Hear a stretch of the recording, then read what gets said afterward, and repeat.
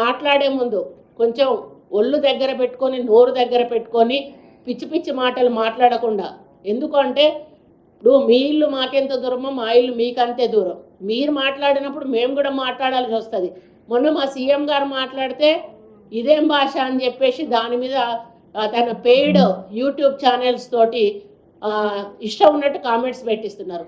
నేను ఒక్కటే నాకు బాధ అనిపిస్తుంది ఏంటంటే ఈ పెయిడ్ యూట్యూబ్ ఛానల్స్ పెట్టేటప్పుడు వాళ్ళకి తల్లులు లేరా, వాళ్ళకి చెల్లెళ్ళు లేరా, వాళ్ళకి భార్యలు లేరా, వాళ్ళకి అక్కలు లేరా, వాళ్ళ ఇంట్లో ఆడోళ్ళు లేరా? మీరు పైసల కోసం ఎంతకైనా దిగజారుతారా? ఈరోజు కేటీఆర్ పైసలు ఇచ్చినంత మాత్రాన ఒక మంచి చెడు ఆలోచన లేకుండా ఇష్టం ఉన్నట్టుగా యూకే నుంచి కొంతమంది, యుఎస్ నుంచి కొంతమంది ఈ విధంగా వాళ్ళు అదే పనిగా కామెంట్స్ పెట్టడం అనేది చాలా చాలా బాధాకరం. నిజంగా మీ భవిష్యత్తును మీరు మీ చేతులతో సర్వనాశనం చేసుకుంటా ఉన్నారు. దయచేసి నేను ఒకటే యూట్యూబర్స్కి చెప్తా ఉన్నాను, ఒక పరిమితి పెట్టుకొని మీరు కామెంట్స్ రాస్తే బాగుంటుంది.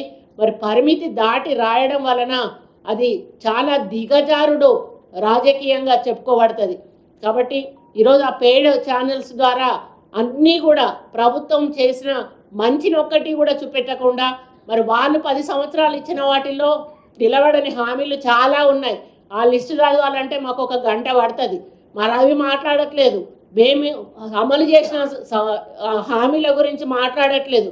1-2 ఏవో హామీలు అయితే ఇంకా ఇవ్వలేదో వాటి గురించి మాట్లాడుతూ ఉన్నారు. మాకు ఇంకా 4 ఏళ్ళ సమయం ఉన్నది.